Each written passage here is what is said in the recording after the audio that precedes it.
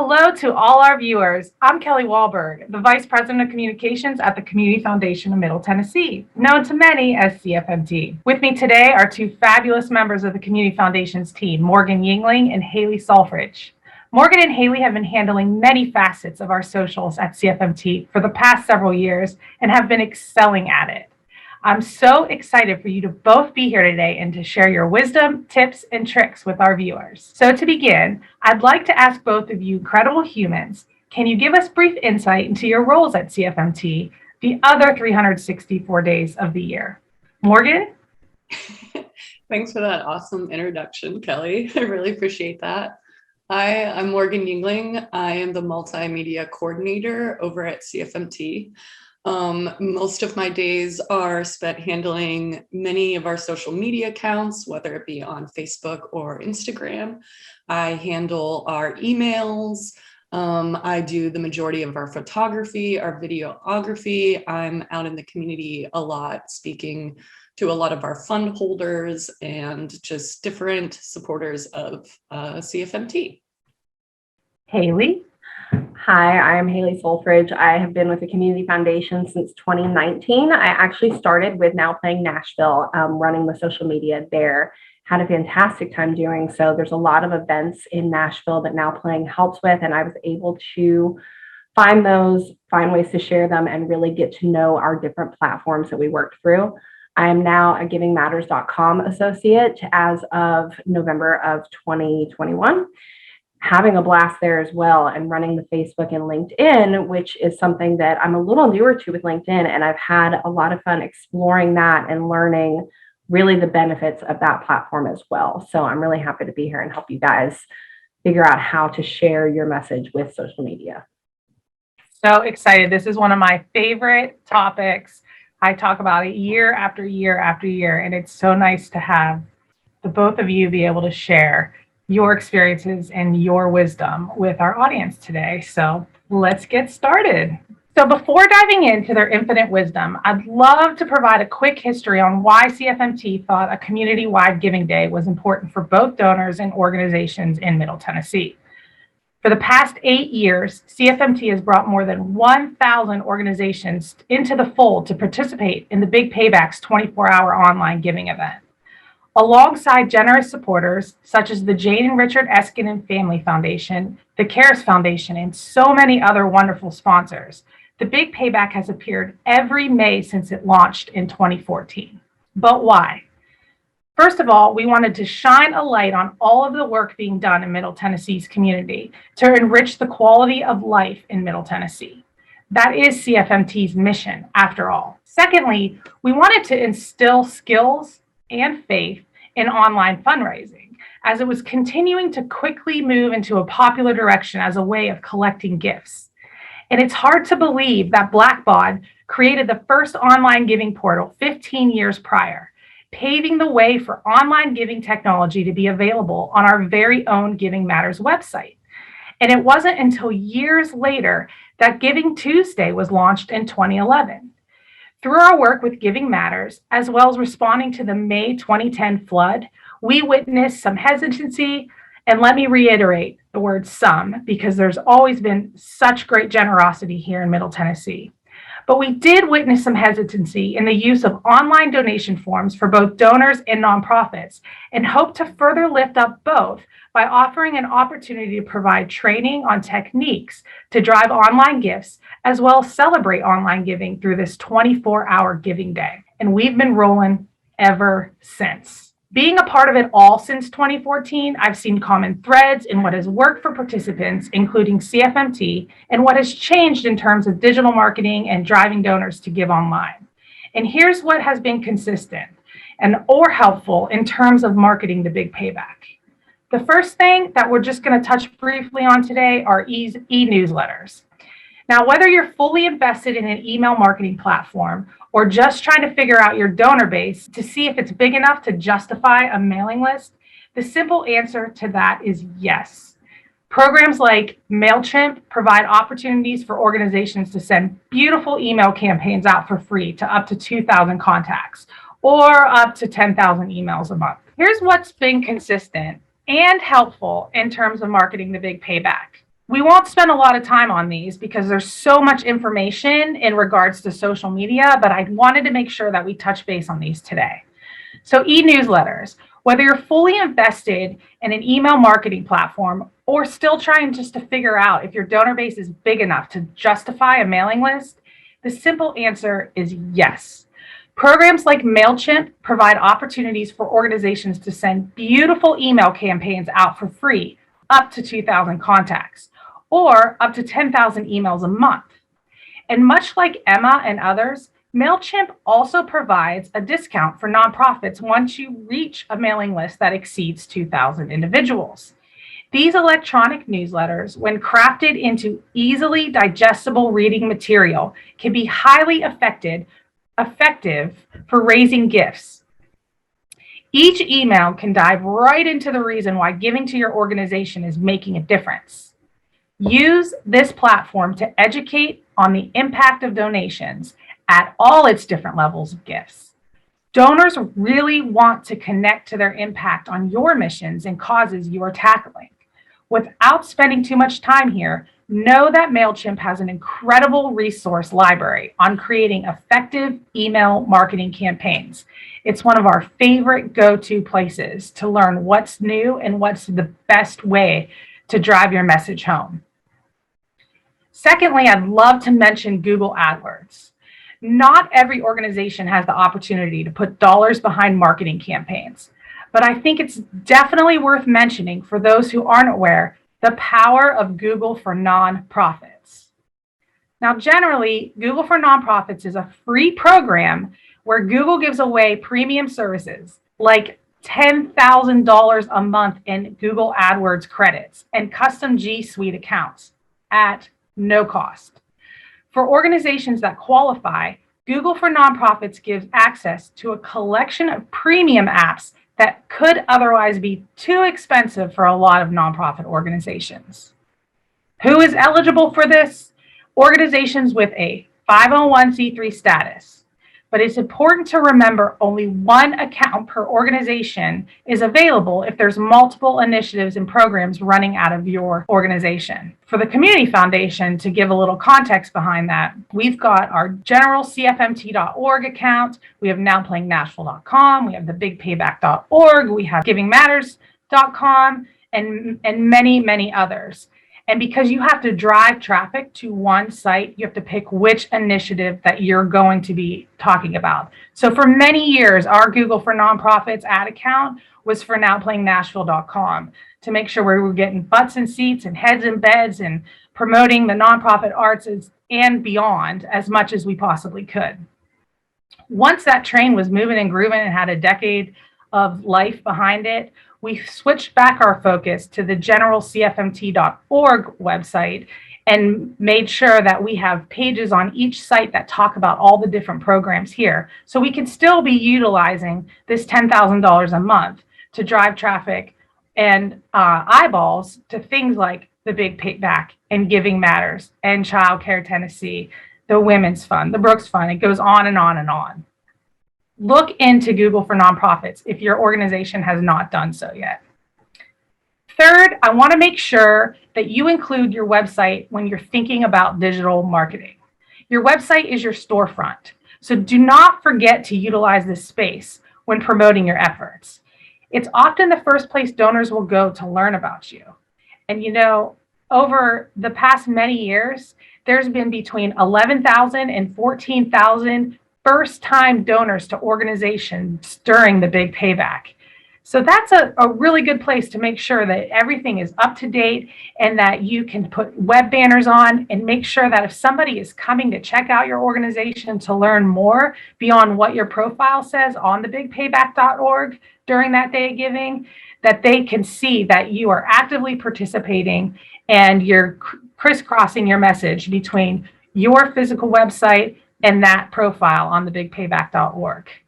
Know that we will soon be providing web banners and other graphics on the Big Payback's website on the toolkit page. So you'll be able to grab that from there. There's also sample copy included on the toolkit page.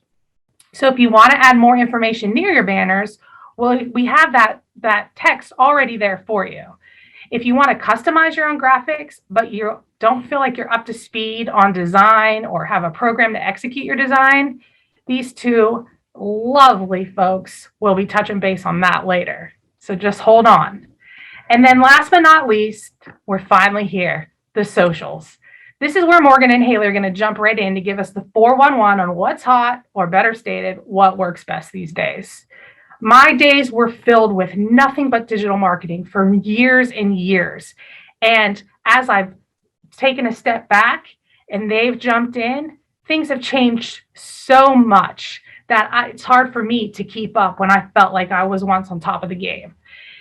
Because any of us or all of us have been utilizing the power of social media for marketing purpose, we understand that this landscape is ever evolving. So here we go.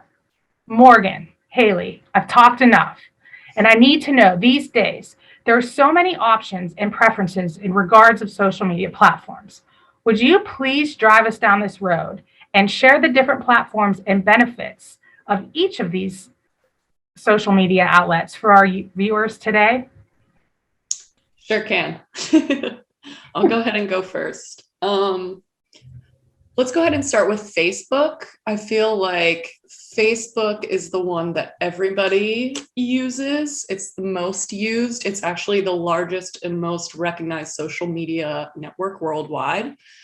So it makes a really good entry point for nonprofits or businesses or anybody to kind of jump in and develop a social media strategy. It's very user-friendly and easy to use.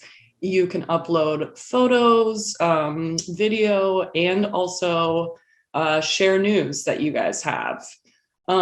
Its total advertising audience is 2.1 billion people. So that's a lot of people to share your message with. Videos must be less than 60 minutes, but there's a lot of wiggle room to be creative about sharing your message on Facebook. So if y'all are just really getting started and you don't have any platform, I would suggest starting off with Facebook. That's great. Haley, what do you think? So another option that is out there for you guys would be Twitter. Twitter is a very mobile friendly platform. It's very quick and short form, which is really user friendly.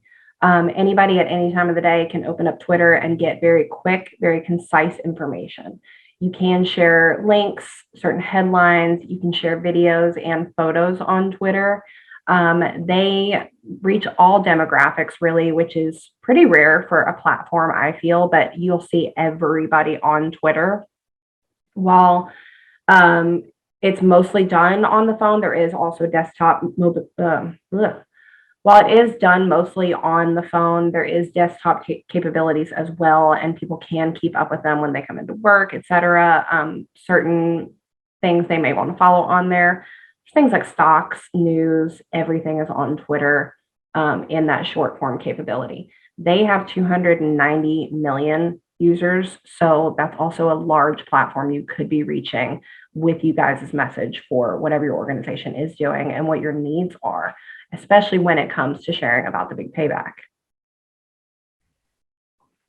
One of the things that I've loved so much about Twitter is the conversations that are happening amongst participating organizations in the past. I bring this up every year, but I was blown away in year one when you're following the hashtag Big Payback online and seeing the organizations. And I think the first year we had about 500 organizations participate, which we've seen double over the past years, but they were having an overnight like pajama party on Twitter and rooting each other on and talking about what their strategies were. And I think it's just a great place to really pay attention to how people are using it and seeing which donors are supporting which organizations during payback. And I really love that bite-sized type of message that it allows for. It's almost like a conversational tool when it comes to certain trending topics, or like we're talking about the Big Payback. When you're following a certain hashtag, it's really easy to start almost a text message type conversation on Twitter. Right. If we could go back to Facebook for just a second, Morgan, like one of the things that was always a challenge was how to get your message seen on Facebook. And it was really easy at the beginning. Everything was organic, everything was being pushed through. And then they got up to, what did you say, billion? What was that number? 2.1 billion. 2.1 billion. So they were like, we're monetizing this. And so now it feels like everything needs to be paid for in order to break through the noise. But there have been some tricks that help with that. And one is, ensuring there's engagement. You're doing things in the way of other people engaging with your posts. Totally. But do you know any ideas about like what's the difference between when you're posting a video on Facebook? Like, is it better to post a YouTube link and send people to YouTube? Or, what do you think is the most effective way to have a video post, so to speak, to show up that you're not having to put any money behind? I think embedding it right in the post is the best way to do it. You want people to be able to go to your page and click on that, because anything that they're clicking on in your messaging box or in your post is going to increase your engagement. And then not only that, but if they liked your video so much, you're hoping that it gets shared, because if they share it to their own page, that's a whole other audience that's going to be exposed to, say, that video or that post. So I would say as much as you can, while putting in YouTube links and things like that are good, but if you can embed it right in your page or just add it into that area, so when people come to it and see it, that's a much better, I think you're going to see much better results. And just engaging with other people's pages. If you're a nonprofit for the Big Payback and other nonprofits are participating that you enjoy or that you would even partner with or anything like that, engaging with their page and liking their page and leaving them comments and things also gets better exposure. And it's just a great way to show support too. So that's what I would do.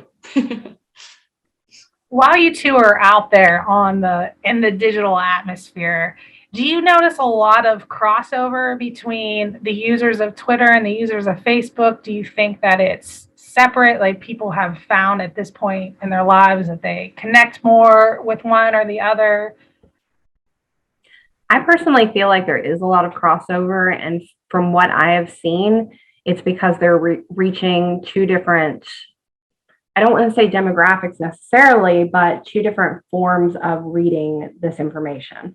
On Facebook, you have the capability for longer form and for more images, longer videos. People who are maybe sitting down purposefully to go through their Facebook feed, take a break, they really want to read an article, etc.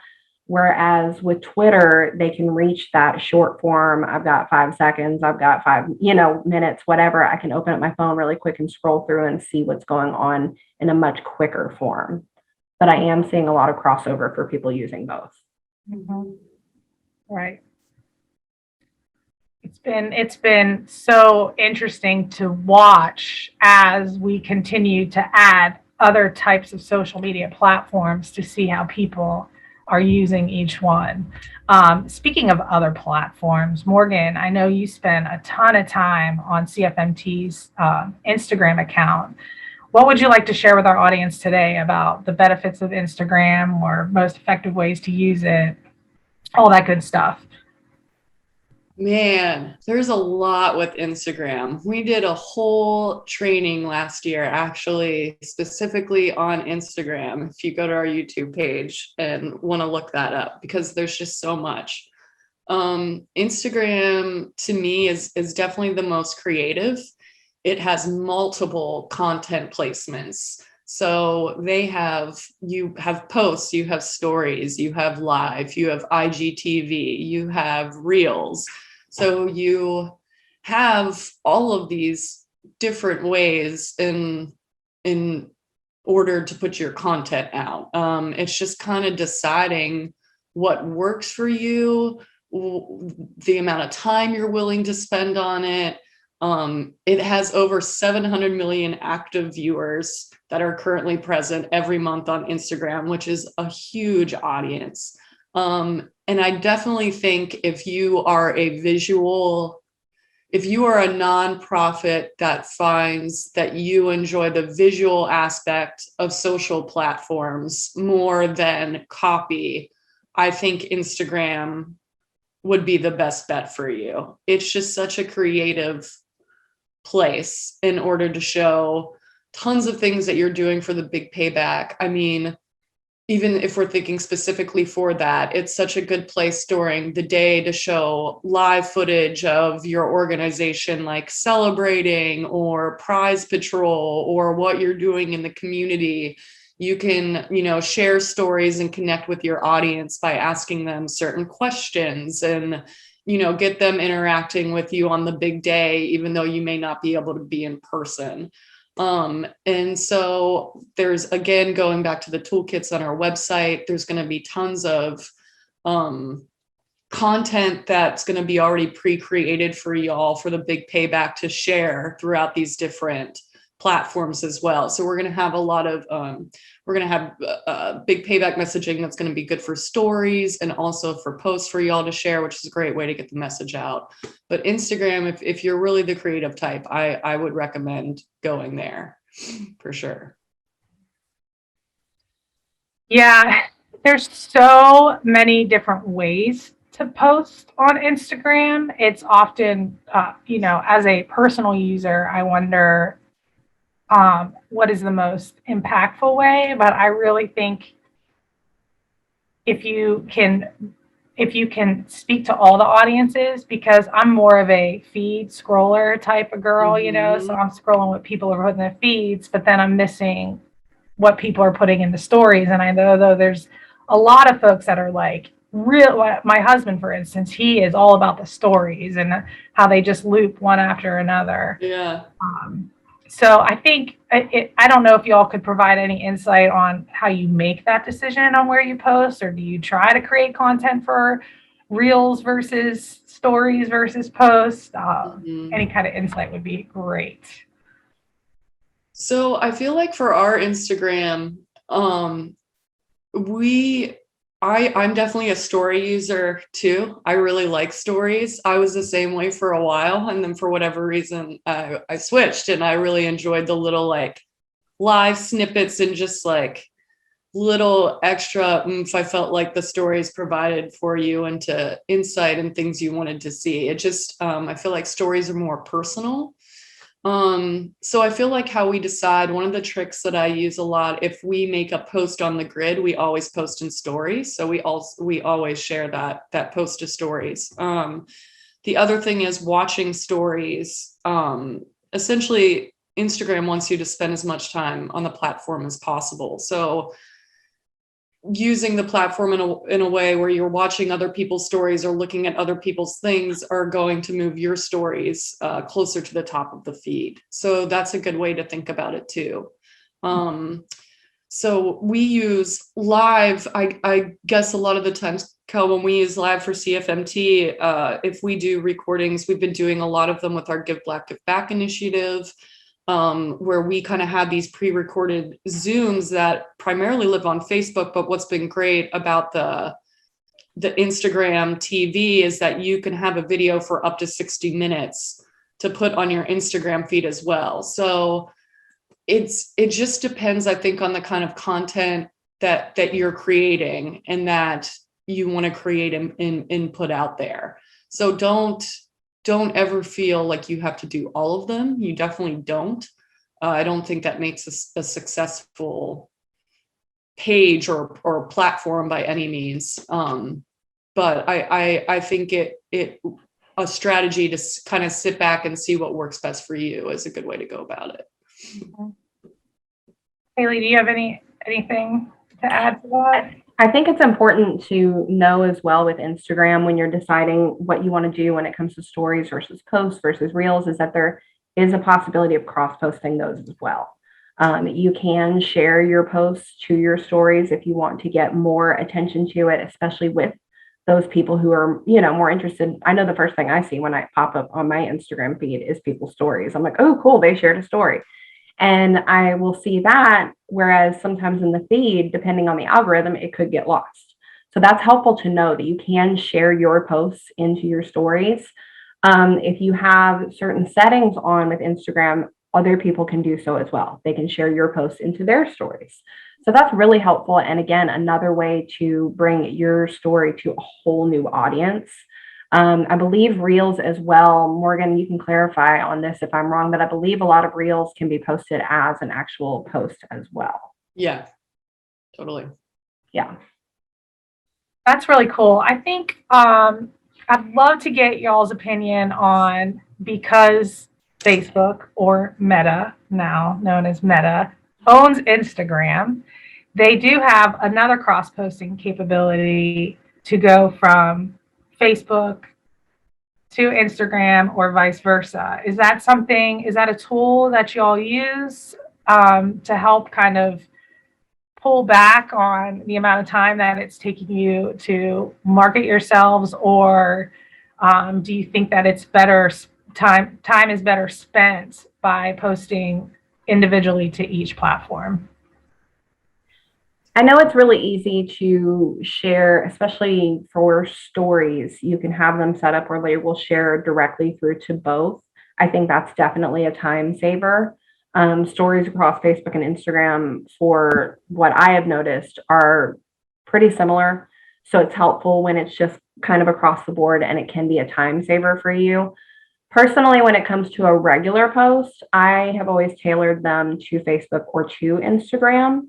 Instagram seems to do better when you're heavy with the hashtags, and we'll talk about more hashtags down the line of this training as well. But it's heavier hashtags, maybe a couple little paragraphs, maybe short form, depending. Whereas Facebook, when you're reading through your scroll, it looks more informational and you can see more information on it. Whereas Instagram tends to be more visual. So, you know, you may want to tailor your captioning below to that. Morgan, what have you guys done? So I agree with Haley really on this one.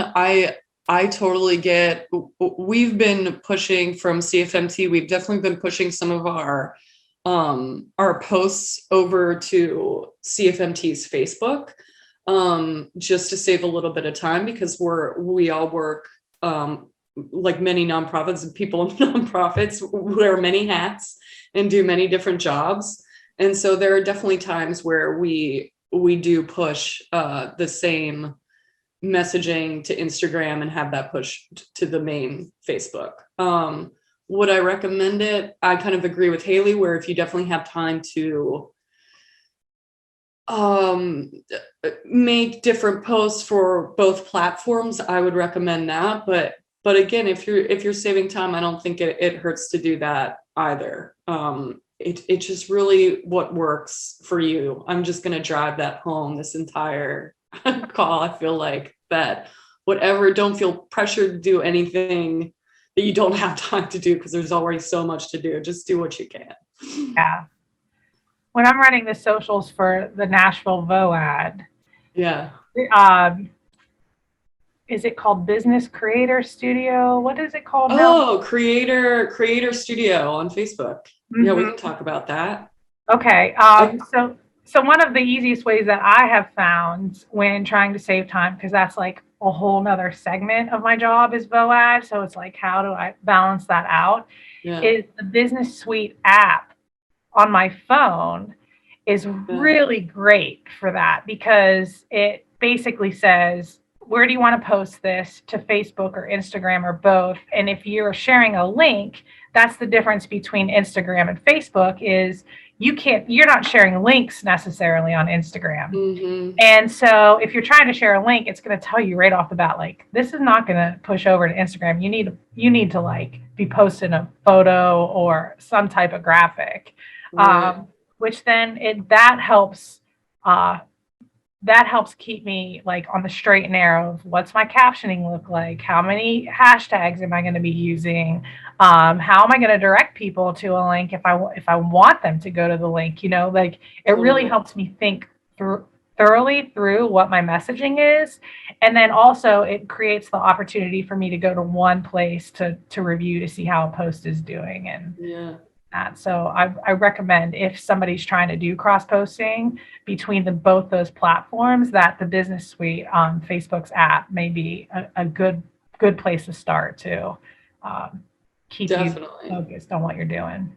All right. Well, that was super helpful about Instagram, Facebook, Twitter, the meta universe, whatever it's called these days. But the other thing that's been hot to trot over the last couple of years, which I am not well versed at all, I just am there when somebody sends me a link, but I know super helpful is TikTok.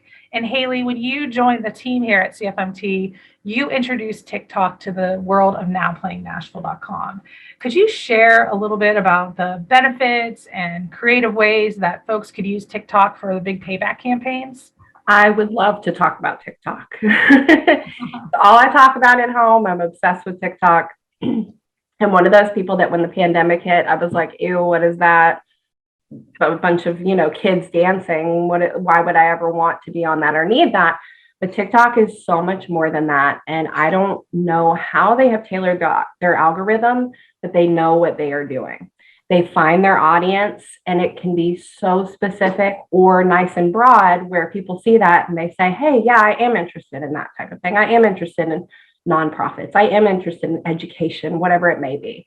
It's a much more informational app than people realize. Obviously, a big benefit is you would be able to reach a younger demographic. A lot of the younger people are on TikTok, a lot of the Gen Zers and, growing. It is video based. So you're uploading a video in forms of 15 seconds, 30 seconds, 3 minutes, and they are now introducing, I believe, 15 minutes or 10 minutes. I forget which. Some people are starting to get some of those longer form videos as well. What's fun about TikTok is you have a lot of different options of how to broadcast your message or how you want to make it look. With Now Playing Nashville, we were events-based, Nashville-based, what to do when you come to Nashville. So we were able to film some really cool clips of a restaurant or a new brand opening of a shopping center. Cut that together with some nice voiceovers, some captioning, etc. And it really pulls together nicely where people can just scroll through their feed and go, oh, hey, that looks good. Oh, hey, man, that pizza looks delicious, etc. You can do this with nonprofit information. You can do this with, look at what we're out in the community doing. You can tie, what's very popular is to do a link to how they can donate to you. You can tie that right into your TikTok bio. Very popular. You can hit on a lot of the TikTok trends, which are very, very big nowadays. They're crossing over into Instagram and now they're funneling into Facebook as well. You're seeing TikTok trends that have been around for a while. They're the ones that are sort of leading these trends. So if you really want to hop on the early train of how to get these younger demographics, TikTok is the place to do it. I tell everybody, which is hilarious and always gets a good laugh. If you want to see a business do a TikTok correctly, look at Scrub Daddy's TikTok account because they are a business that sells sponges. They sell cleaning sponges, but they pay attention to the trends and they translate them perfectly and they nail them in a hilarious way that gets people really interested in what they're doing and just buying some sponges. So if they can do it, you can do it for your organization. TikTok is also a very positive and feel-good place. That's a really good thing for their algorithm. So if you're doing something good for your community and you're able to post that and find a way to translate that into this video form, it can really drive in a whole new audience for you. New donors. Love that. I have 2 questions. First one is the editing piece. You were talking about the showing a new restaurant, the pizza, but adding the voiceover or some images. Is that something that you do right in the app, or are you having to do that prior and then you're uploading? You have both capabilities. Okay. You can edit prior to, but honestly, the easiest I feel like is within the app, but you do have that capability of editing beforehand and uploading just a video. When it comes to adding captioning and stuff like that. They have that within the app. They have auto-generated captioning that you can then go through and edit. So you turn on the captioning, it'll auto, fill in what it thinks you're saying, and then you can go through and scroll and make sure it's all correct and edit anything that doesn't pop up. You also have more capabilities with other TikTok accounts, whereas you can do things that are called stitching and duets, where you're using a snippet of what they posted. So if you're stitching someone else's, say you're trying to advertise a local pizza place and they post a TikTok of their pizza, and then you can take a little snippet of their video and add on to it, you going to that pizza place and eating, or, whatever it would be that you're trying to share. You can also duet them, which is a side-by-side. So it's literally a split frame and you're filming right next to their video. So those are other editing capabilities you have within the app. You have filters within the app. You have, I want to say, voice changers within the app too. You have sounds that you can use, which includes music within the app that you can add. So there's a lot of editing capabilities within the app itself. You can upload beforehand, you can edit beforehand, but it is very editing friendly. That is so cool and so convenient. And I'm so glad you said stitching and duetting, because that was my second question, and I didn't know the right terminology. I was going to pop up next to this person and do it. Yep. So that's duetting, correct? Duetting is the side-by-side, like you're doing a duet piece with somebody. And then stitching, you're taking a little, I guess you can call it like a little stitch of what they have posted, and you can edit that as well. When you're stitching someone, you have so many seconds to clip from their TikTok video, and you just drag that along exactly where you want it, and then your whole piece is after that little stitch. That is so cool, and the capabilities are endless when you think about your advocates and your supporters that are in with your organization. And that is like a great, if we go back to the e-newsletters, like that is a great subject for one of your newsletters that you're sending out to your mailing list. Like, are you on TikTok? You could support us with the Big Payback this way and just give like simple instructions on how to duet or how to stitch something together, because they can keep an eye out for whatever promo you're putting up there, and then be able to say, this is why I support this organization, or I'm participating in a Big Payback by giving back to XYZ. I love that. I think that's so great. Exactly. It's almost as if you're doing like a video comment on a post. If you're on Facebook, you're going to comment and go, that's great, or, oh, I went and did this, etc. You're doing a video form of that. Right. If you're watching today and you have the opportunity to drop into the chat box on the side and let us know whether or not your organization is actively participating in a TikTok account, please drop that link there, because it's so brand new for me. And I know that makes me sound like archaic, that I'm just now getting into the TikTok wave. But if you can, I would love to see how you all are using TikTok for your social media efforts for your organization as well. Morgan, is there anything you wanted to add for TikTok before we jump over to the YouTube discussion? No, just that. I think I need a TikTok. It sounds a lot of fun. Like a lot of fun. I think I need to hop on the train. Yes. We've had a lot.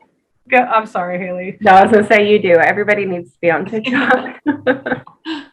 We've had internal conversations here at the Community Foundation about how to use TikTok, and especially for this first year, engaging with the Big Payback, and we have opted to utilize Now Playing Nashville's TikTok to do that. So if you're looking to see how the Community Foundation is talking about the Big Payback, it will be through Now Playing Nashville's TikTok account, because there's already that built-in audience. And we want to make sure that we're doing crossover branding, where if you're having an event during the Big Payback, we often ask you, make sure you submit it for free to nowplayingnashville.com so people can find you easily in your event and come support you at your event. Well, this is just another way to make sure we drive home the message that Now Playing Nashville is also an initiative of the Community Foundation, the way Giving Matters is too. So from all this Instagram talk and TikTok, it looks to me like video still is king. It is. Which takes us to the OG video platform, YouTube. Morgan, I know you love some YouTube as the videographer here at the foundation. Can you share a little bit of insight on that for our viewers? Oh, I sure can. When it comes to, I love YouTube. I love that we're starting to utilize it. When it comes to the big payback, I would probably think that YouTube will be the least utilized for other nonprofits. YouTube is really cool. It is currently the second most visited website behind Google. Video is definitely king. It's a great it has a great diverted targeted traffic to your website. Like it's great at doing that. It's great to get traffic to go to your videos, but unless you're really creating video content or long form video content or anything like that for the big payback, YouTube you wouldn't really utilize.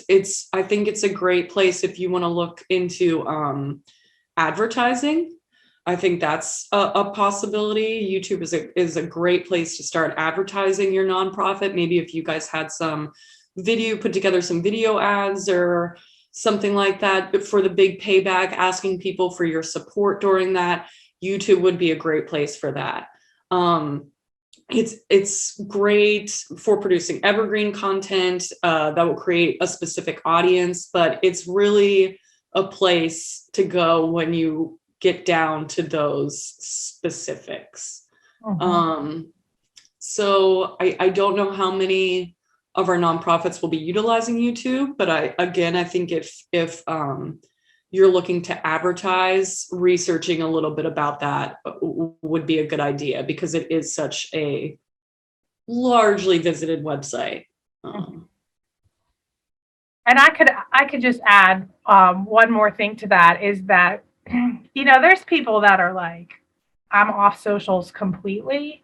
And so because YouTube is public, the links are public unless it's set otherwise. If you are producing any video content and you're trying to send it out through your website or your newsletters or however you're trying to spread that message, it is good to have those videos hosted on YouTube, and that's the link that you're sharing because nobody has to log in to watch a YouTube video. Totally. Mm-hmm. Yeah, I second that completely. It's a great hosting site.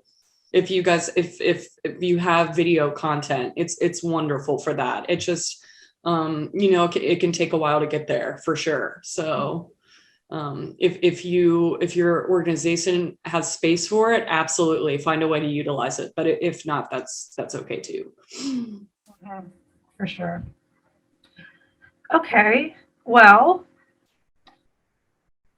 let's move on because we just went through a lot. We just digested a lot, and some of the feedback that we get about the big payback is we're trying to cram everything into 24 hours and we just want to continue to drive home the message that anything that you're planning for the big payback, it's really great to keep more of a wide open lens about it and figure out how what you're planning for the big payback campaign, how can you move that into the rest of the year of what you're doing? How could this benefit you for the rest of the year? Not only is the opportunity to raise money through your current donors, but to gain new donors, but also like what you're spending all this time strategizing. And we all know from being so spread thin in the nonprofit sector and the work that we do, where so many of us wear so many hats, like having that time and dedicating that time to strategize things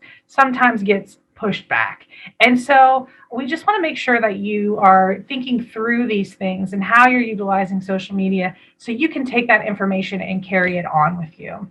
And so from that, I just want to also mention that as a fundraiser that has limited resources, including time, how do you think, Haley and Morgan, that people can best plan for a campaign and try to figure out which one of those platforms would be the most beneficial to utilize if they only wanted to pick one or two? Mm-hmm.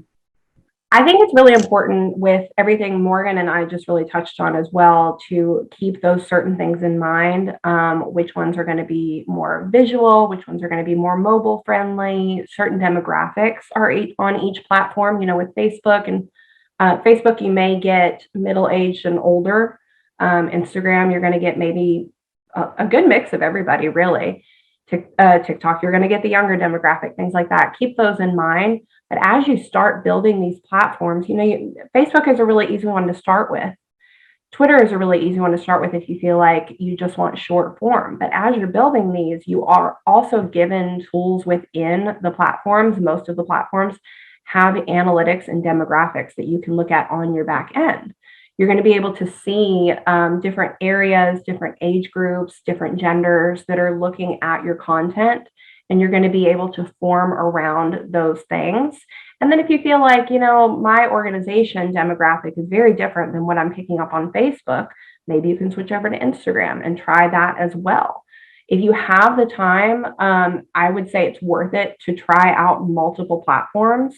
And then if you feel like one of them is really not picking up or not giving your organization the ground you hope that it would to carry to other places, that's okay. You don't have to carry them through. They're free platforms. Some of them do come with different ad options and stuff that we'll talk about later, but it's fun to play around with it. And it's fun once you start to get to know your audience, especially through the different platforms. You'll really see who you're reaching out to, and you'll really get a feel for not only how is this going to help me reach these audiences, but also, am I comfortable with Facebook? Am I comfortable using Instagram? You'll get a feel for your comfort, and you'll get a feel for who you're reaching out to with these different analytics as well. Just to bounce off what Haley was saying about your demographics and your analytics, it's such great data that is on the back end of, primarily if you create a business account with Instagram or Facebook, and I think it may even be Twitter, you have automatic insights that come on the back end of your site that give you a lot of information regarding, like Haley said, your demographic and your demographic breakdown. Not only that, but they also break down how your posts are doing. And that's super important. So you can really get a vibe and a sense for what your audience likes. And that's what's so important about these insights and analytics, is that you obviously want to be posting things that your audience wants to see, because if you're not going to have any followers. So that's why this stuff is so important.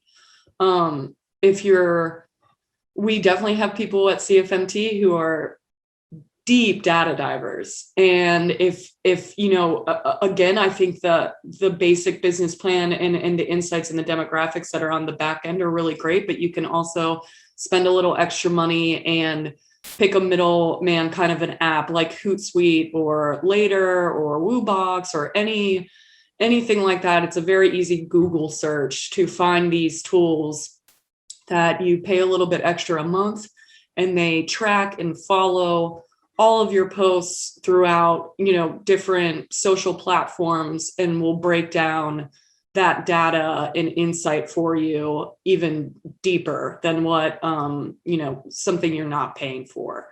So I think that's a really good idea. I think it's a good idea if you've never implemented anything like that before, to start with the Big Payback. It would be interesting to see how your Big Payback campaigns do, and just to follow that compared to normal months out of the year. And it would be a great place just to start and keep that momentum going, just for your nonprofit throughout the other 364 days. So also just intriguing and helpful. And I am very grateful for those data, quote unquote, geeks that live amongst us, so they can keep us on the up and up and really make sure that we are targeting the right folks through our messaging. So speaking of targeting, now that we have these insight to figure out these analytics, how do we grow our reach out there so it doesn't feel like the content that we are spending time creating doesn't just get pushed out into a black hole?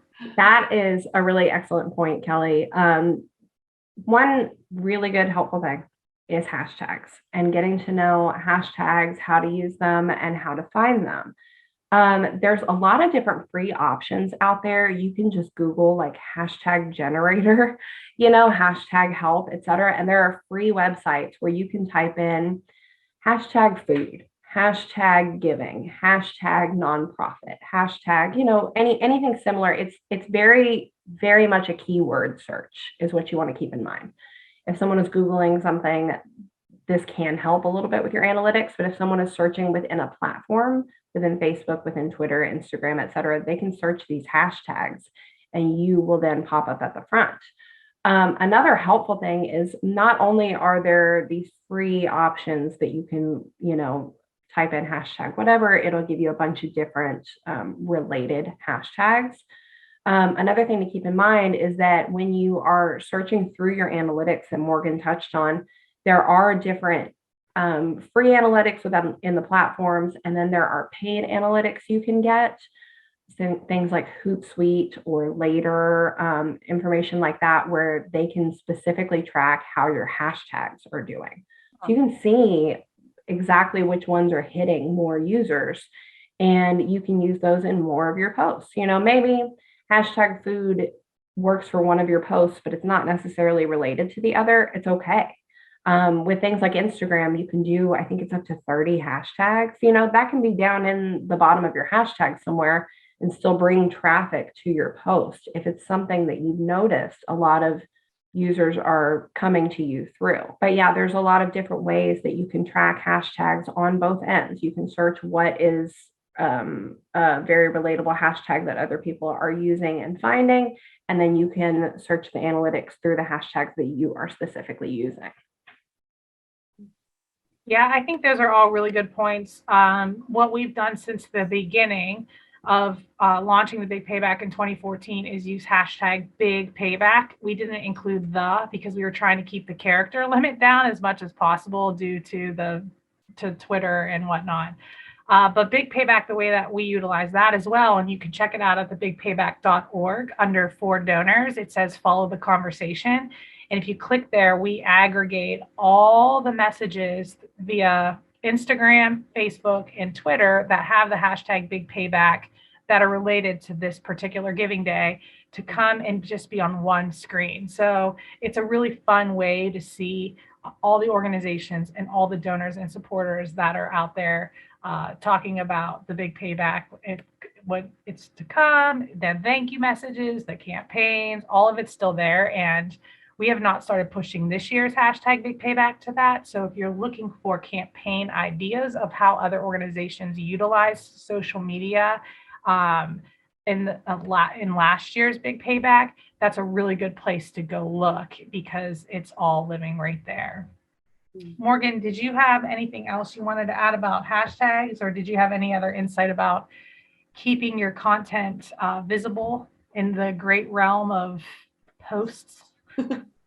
I can't add too much more to hashtags because Haley covered it so well, but another way to grow your reach is definitely with paid advertisements. It's something we should totally touch upon.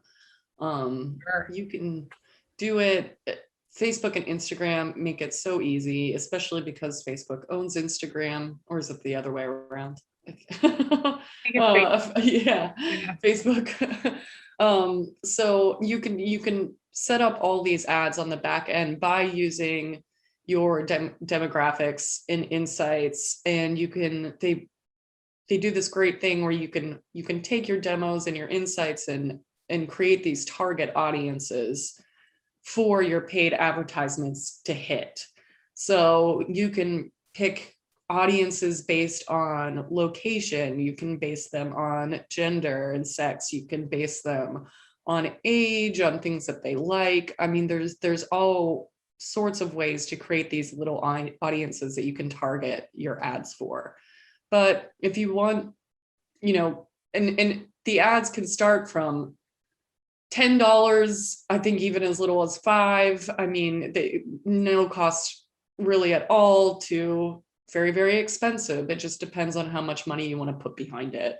But I think it's a great way and a great tool to look at if you want to get your messaging out there, maybe to audiences that normally wouldn't see it during the Big Payback. I think paid advertisements would be worth your while to look into for sure. I can agree with that. I mean, even as little as $10 it helps Totally. through that noise. So, well, I think this has been super helpful, helpful for me, of course, hopefully helpful for our viewers. But before we leave, I'd love to ask your insight on social media trends. We've talked about trends throughout this whole conversation and the additional tools that organizations can benefit from when implementing their campaign and beyond. So, what kind of trends or what kind of additional tools do you use or have you seen out there that have had great impact on others who are trying to get their message heard? I would love to talk about trends. So, this is something that I mentioned that has really filtered a lot through TikTok, through Instagram, through Facebook. And there are different ways on each platform to see what is trending as well. I know, for instance, on TikTok and Instagram, there are sort of what's referred to as discovery pages. You can go through your search and see big trending things. That could be like a trending sound that a lot of people are using, a particular song or just a funny sound or, whatnot. It could be like some people like to do dance moves, those are trending. But again, even though it sounds like it could be something silly, it can be something that can be used in a business sense. Again, I'm going to reference the Scrub Daddy TikTok.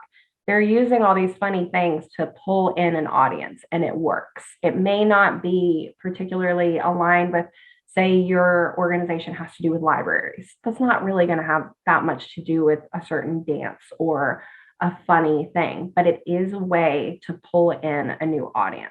So you kind of have to keep an open mind with these trends. They may seem silly or they may seem just funny or unrelated, but it is what people are searching for and it is what people are looking at.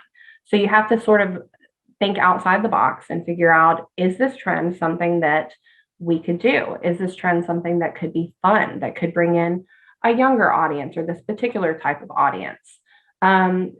Trends also refers to a couple different things. When you hear about trends with socials, you think maybe something that's fun and hip and new, but also you have to think of trends in a way of, I'm trying to think of how to word this.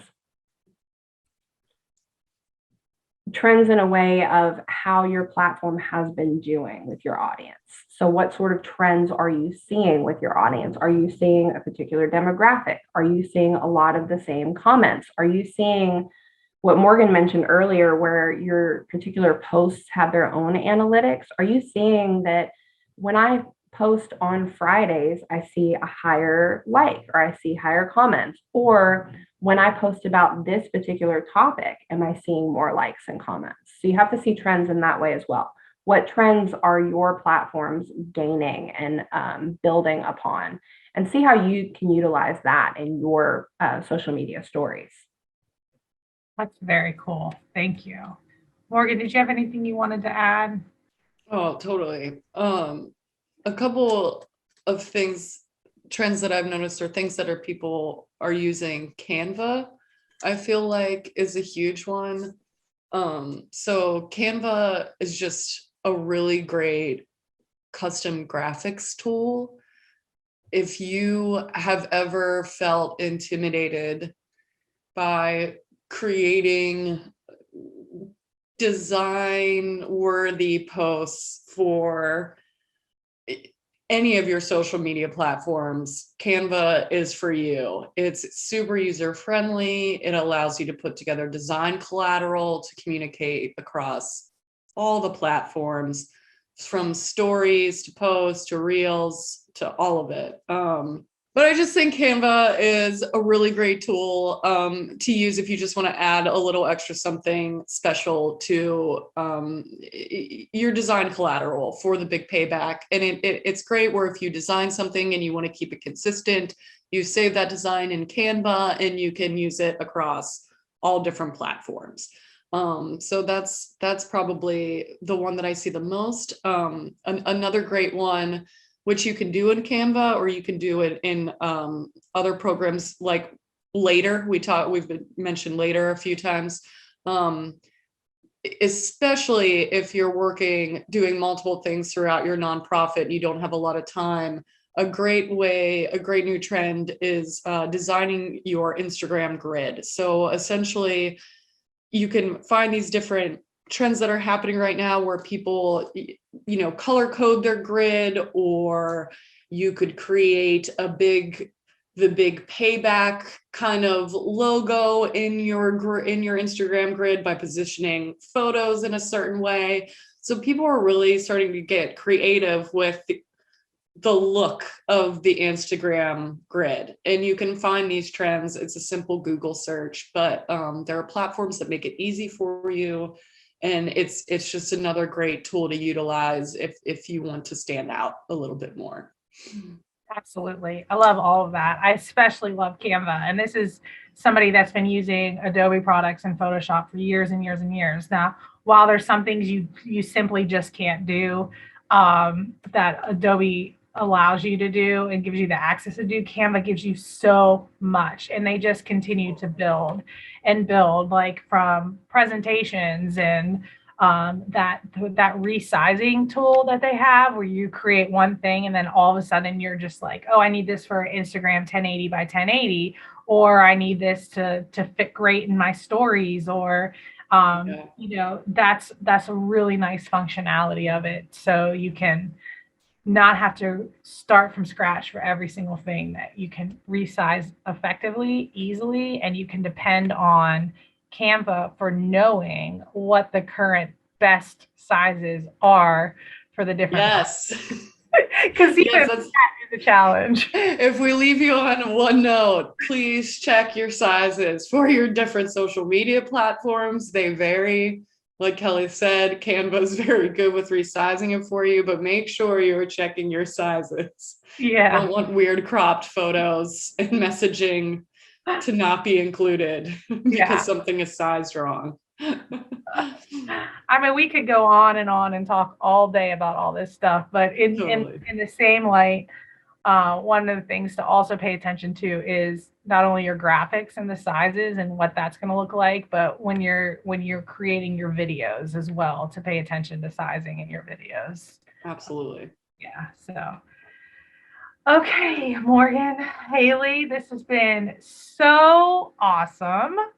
And I'm so grateful for you spending the time that you've shared today online, and with our audience. And please know that if you're thinking Canva, what is Canva? Or I've heard of Canva and I just don't know how I'm going to use it. There is a training that we have set up. It's April 1st. It's with Stephanie Simkin and our very own Emily Rutsky. They're going to help guide folks through some steps, how to use the different Big Payback elements that we create designs with, how you can like easily implement those in yours. They do a great job talking about thinking creatively about what that campaign looks like, because if you've participated in the past, there's prizes attached to the Big Payback. It's not just about you going out there and asking for money. It's also about a certain hourly prize or a creative prize or a most improved prize, or there's money that is incentivized to boost your donations that are coming in during that day. And so if you have any design questions or think that you can grow stronger in that area, I highly recommend signing up for that training. There's also trainings from last year and the year before and the year before that are still accessible at thebigpayback.org. If we didn't really touch on something that you think is important for digital marketing efforts, or if you have any questions about what was discussed today, you could email us at thebigpayback@cfmt.org. And there's several of us that check that email, and we'll make sure that we get it to the right person that is going to be the best at answering the questions that you might have. So that's all I've got today. Anything that y'all got? I think we're good. I think we covered it all. All right. Well, I appreciate you both, and thank you again. And good luck, everybody, with that digital marketing. We know that it could be a doozy, but it sure is impactful. All right. Take care. Thank you. Bye-bye.